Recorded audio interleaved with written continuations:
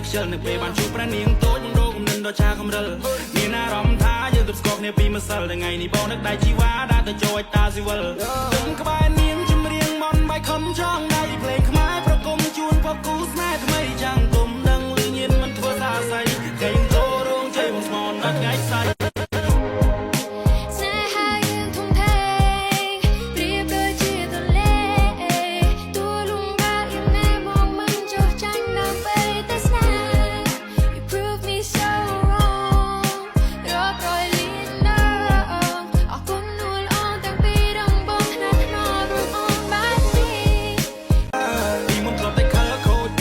ខ្ជិលនៅពេលបានជួបប្រានាងតូចបងរកគំនិតដ៏ឆាកំរិលមានអារម្មណ៍ថាយើងទប់ស្គាល់គ្នាពីម្សិលថ្ងៃនេះបងនឹកដៃជីវ៉ាដែលទៅចូលតាស៊ីវិល